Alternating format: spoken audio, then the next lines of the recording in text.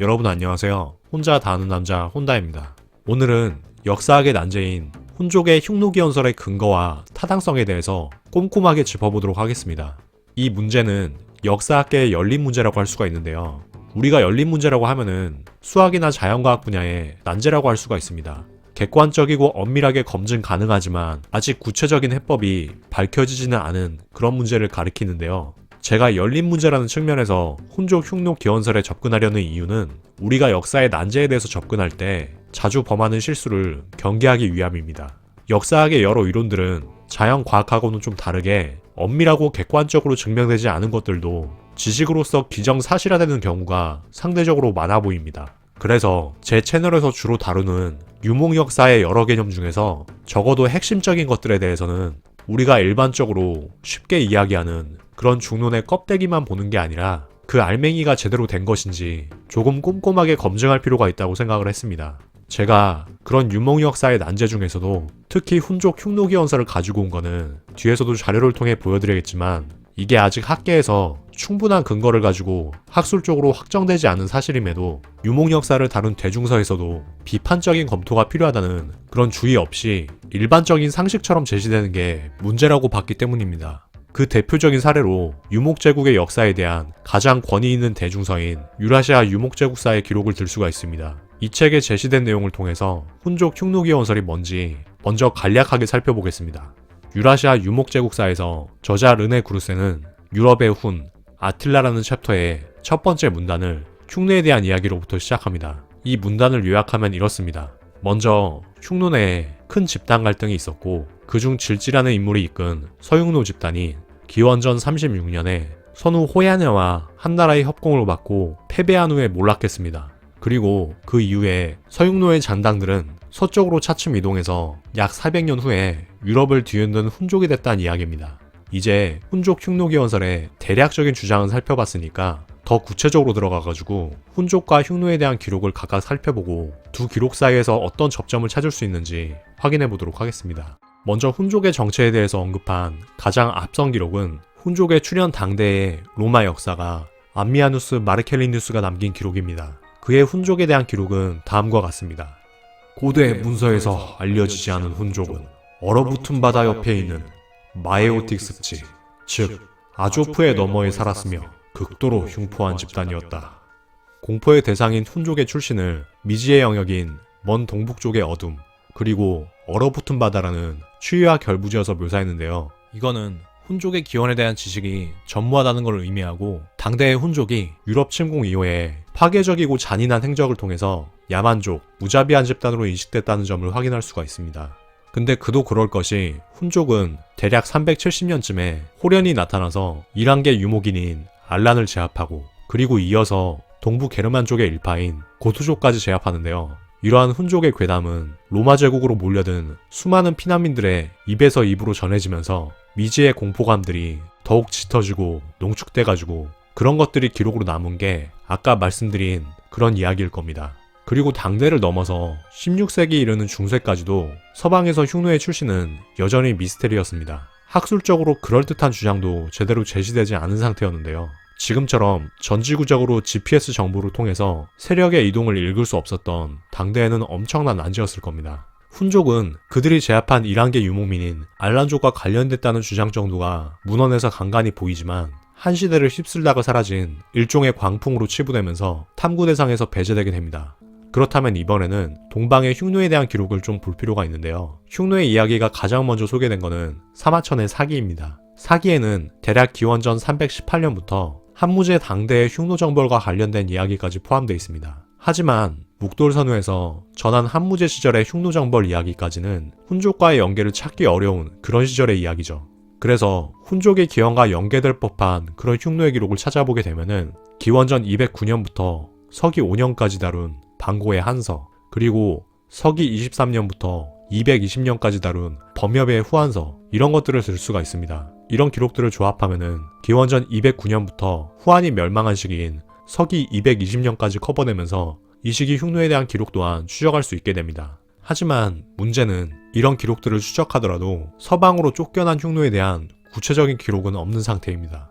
훈족과 흉노의 연계를 다룸에 있어서 근본적인 문제는 유라시아 동방과 서방의 역사 모두 인접지역의 역사를 다뤘을 뿐이고 모두 세계사적인 맥락에서 역사를 기술하고 있지 않다는 그런 점이 근본적인 문제이고, 이 때문에 동서양 기록 사이에 치명적인 맹점이 존재하게 됩니다. 게다가 양세력 사이에 있었던 중앙아시아 유목 집단은 기록을 거의 남기지 않아서 더욱 결정적인 공백을 남기게 됐습니다. 물론 그럼에도 양측 기록의 연계성을 쫓는 근대의 연구가 진행되었고, 그 부분은 이따가 다시 꼼꼼하게 소개를 드릴 겁니다. 이런 고대의 기록 중에서도 근대의 연구자들이 붙든 실마리는 한서와 후한서의 기록들로부터 얻은 단서인데요. 그 단서는 바로 서방으로 이주했을 가능성이 있는 흉노 분파의 기록이 남아있다는 점, 그겁니다. 먼저 아까 유라시아 유목 제국사에서 소개됐던 사례로 기원전 36년에 있었던 흉노의 1차 분열 시에 선우와 한나라의 협공을 받고 패배한 후에 서쪽으로 이동한 것으로 추정되는 서흉노를 들 수가 있고요. 다른 가능성으로는 흉노의 1차 분열 이후에도 한나라와의 동맹이나 친교를 거부하고 몽골권에 남아가지고 흉노의 자립을 추구했던 북흉노 세력인데요. 이들이 남흉노 집단, 즉 후한의 변경인 오르도스 내지는 산서성 지역에 위치하면서 한나라의 용병처럼 활동한 그 흉노 분파와 점차 대립하게 되면서 흉노의 2차 분열이 촉발됩니다. 그리고 그러한 분열 결과 남흉노는 서기 89년에 과거처럼 후한의 군대하고 연합을 결성해서 북흉노 집단을 서쪽으로 축출하게 됩니다. 참고로 이로 인해서 몽골구원의 주도권은 주로 선비 혹은 오한 집단이 쥐게 되고 이후 이들의 시대가 개막되게 됩니다. 여기서 흉노의 분열은 한나라가 흉노의 일부를 길들이고 남방의 이권에 젖어들게 하면서 이독제독 혹은 이호경식을 유도한 대전략의 결과라고도 볼 수가 있을 것 같습니다. 그러니까 아무튼 정리를 하자면은 훈족 흉노 기원서를 받아들인다고 했을 때 훈족의 기원이 될 수 있는 세력은 기원전 36년경에 축출된 서흉노와 서기 89년경에 쫓겨나서 서쪽으로 이동한 북흉노 두 세력이라고 할 수가 있습니다. 그렇다면 과연 훈족이 흉노로부터 비롯됐다는 주장은 언제 어디서부터 시작됐을까요? 그 단서는 유라시아 유목 제국사보다 좀 더 접근이 쉬운 대중서인 아틀라스 유라시아 제국사의 북흉노의 서천과 훈족이라는 파트에 일부 제시되어 있습니다. 이 서적의 경우에 훈흉노 동족론이 오래전부터 논란거리였다는 점은 먼저 제시함으로써 유라시아 유목 제국사보다 학술적으로 보다 조심스러운 모습을 보여줍니다. 하지만 양자의 명칭과 외모의 유사성, 가마솥인 동복 유물의 유사성을 근거로 양자가 동일한 집단일 개연성에 집중해서 기술을 했지만 훈족 흉노 유래설 외에 다른 가능성에 대해서는 추가적인 기술이 없습니다. 그러면은 아틀라스 유라시아 제국사에서 득인이라고 표현한 이 연구자의 기록으로부터 이 연구의 타당성을 좀 더 꼼꼼하게 짚어갈 필요가 있는데요. 이 사람은 18세기 프랑스의 동아시아 연구자인 조세프트 구인너라고 하는 사람입니다. 그는 1756년에 유럽을 침공한 훈의 기원을 북동아시아로부터 찾은 첫 번째 연구자입니다. 남방의 정주 세력이나 선비와 같은 유목 집단에 의해서 서방으로 쫓겨난 흉노의 일파가 훈족이라고 처음 주장한 사람인데요. 구체적으로 서흉노, 북흉노 중에서 북흉노 집단일 거라고 가정을 했고, 두 세력 흉노와 훈의 발음이 유사하다는 점이 그의 상상력의 발로였습니다. 그리고 사실 앞서서 책에서 제시됐던 동서방 사료의 외모 묘사가 유사하다는 점, 그리고 비슷한 동복 유물이 발견된다는 점 등은 그가 스스로 증명한 것이라기보다는 드구인너가 가졌던 강한 예감을 다른 연구자들이 그들의 연구를 통해서 뒷받침한 사례에 가깝습니다. 그의 가설은 많은 유럽의 학자들에게 받아들여지면서 보편화됐는데요. 그의 학설을 받아들인 대표적인 사람이 로마 제국 쇠망사의 저자로 유명한 에드워드 기번입니다. 그럼에도 드구인너의 가정은 낮은 수준의 개연성은 있지만 엄밀한 근거가 너무 부족합니다. 이 부분에 대해서는 꼼꼼하게 짚어드릴 건데, 이런 식으로 훈족 흉노 기원설은 많은 이가 엄밀한 검증 없이도 동의한 일종의 뇌동관설이 됩니다. 신뢰성의 측면에서 보자면은 다소 막연한 아이디어를 던진 그의 연구보다는 이후에 그의 가정에 대해서 보다 구체적인 근거를 마련한 다른 연구자들의 주장을 조명할 필요가 있습니다. 그럼에도 후속 연구가 오히려 덜 알려진 거는 처음 화두를 던진 사람이 가지는 선점 효과의 위력이라고 할 수가 있을 겁니다. 그리고 두그인너 이후의 후속 연구 성과도 한 가지 분야에 국한하지 않고 역사, 언어학, 고고학 등의 여러 가지 측면에서 두루 검토하는 과정이 필요합니다. 그래서 이 각각의 분야에 대해서 제가 문헌조사를 통해서 탐구했던 내용들을 하나씩 공유해 보겠습니다. 먼저 역사학적 차원에서 서방과 중국 기록의 디테일을 통해서 두 세력의 연관성을 도출한 학자가 있습니다. 그는 독일의 중국학자인 프리드리히 히르트라는 사람인데요. 그는 후한서를 해독하면서 흉노가 수태라는 지역을 정복했다는 기록을 접하고 또한 위서를 통해서 수태라는 지명은 얀차이의 고대 이름이라는 점을 알게 됩니다. 그리고 이 얀차이는 알란 혹은 알란 리아오라고 불리기도 했다는 점을 알게 됩니다. 이어서 이 발음상의 유사성을 근거로 알란 혹은 알란 리아오라고 불렸던 얀차이를 서방의 1단계 유목민족인 알란족과 연결짓습니다. 두구인너보다는 좀 더 구체적인 기록을 검토하긴 했지만 발음상의 유사성으로부터 두 집단을 동일하다고 넘겨짚는 그런 논리가 여기서도 이어지게 되죠. 어쨌든 히르트는 결국 중국 기록의 얀차이는 그리스 역사가 스트라보가 이야기한 고대 이란 유목 집단인 아오르시, 즉 알란족과 같고, 이런 논리를 확장해서 중국 사료가 이야기하는 것은 흉노가 알란을 의미하는 얀차이를 정복했다는 점이라고 이야기를 하고, 또 서구의 사료 또한 훈족이 알란을 정복했다고 이야기했으므로 흉노와 훈은 동류 집단이라는 가정을 정당화하게 되는 거죠. 그리고 흉노와 동류 집단으로서의 훈족이 알란을 정복한 시기는 훈족의 지도자 아틸라의 바로 이전 때 군주 시기라고 주장을 합니다. 하지만 이러한 히르트의 주장은 세 가지 측면에서 중대한 허점을 가지고 있습니다. 첫 번째로 일부의 중국 사료에서는 그가 인용한 내용과 모순되는 기술이 있는데도 자신에게 유리한 사료의 내용만을 조합해서 그의 주장을 이어갔다는 그런 점입니다. 히르트는 자신의 가정을 정당화하기 위해서 후한서, 위서, 통정과 같은 문헌을 참고해서 수태와 얀차이가 같은 지명 혹은 같은 세력명을 가리킨다는 기본적인 전제를 세웠습니다. 하지만 여기에는 중대한 발레가 존재했습니다. 이거는 연구자 메네네 헬펜이 찾아낸 건데요. 그는 430년에 편찬된 13주지를 연구하면서 히르트가 같은 명칭이라고 이야기한 얀차이와 수태가 서로 다른 지역으로 표기되었고 각각의 지역에 고유의 지도자가 별도로 존재한다는 것을 발견했습니다. 이거는 얀차이와 수태가 동일하다는 히르트의 주장을 논박한 중대한 근거가 됩니다. 그리고 히르트 주장에 두 번째 허점이 있었는데요. 이거는 중국의 기록을 훈족의 연대기와 맞춰보면 아주 어색한 지점이 발생한다는 그런 문제점입니다. 히르트가 인용한 중국 사료에 따르면 알란 혹은 수태가 흉노에게 점령된 서기 370년부터 실제 아틸라의 삼남 에르낙에 이르기까지 3대의 군주만 존재해야 합니다. 그러니까 중국 사료에서는 이 수태를 점령한 다음에 이 수태의 정복자가 370년부터 454년에 이르기까지 3명만 존재했다는 겁니다. 그러니까 중국 사료에 비춰서 훈족의 역사를 해석을 하자면은 75년의 시간 동안 3대에 걸친 3명의 군주만 존재하고 그 첫 번째 대는 요르다네스의 기록 게티카에서 이야기하는 아틸라의 아버지 문주쿠스나 삼촌 옥타르, 루아스, 이런 아틸라의 윗대의 군주가 제1대여야 하고, 그리고 그들이 죽은 다음에 서기 430년에서 434년 사이에 아틸라와 그의 형제 블레다가 제2대로 등극해야 합니다. 그리고 3대째가 아틸라의 아들인 에르나기여야 하는 거죠. 하지만 만약 이렇다고 하면은 아틸라의 선대군주가 알란족을 370년에 정복한 이후로 안정적으로 무려 60년간의 통치를 이어간 다음에 서기 430년쯤에 아틸라와 블레다가 군주로 등극하는 그런 그림이 그려져야 됩니다. 근데 아직 제국으로서 안정되지 않은 유목 집단의 군주가 무려 60년간 안정적으로 군주의 자리를 유지한다는 것은 아주 이례적이고 어색한 그림이라고 볼 수가 있습니다. 아틸라와 같이 강력한 군주도 불과 20년 정도만 군주 자리에 있었다는 걸 감안하면 더더욱 이상하다고 볼 수가 있습니다.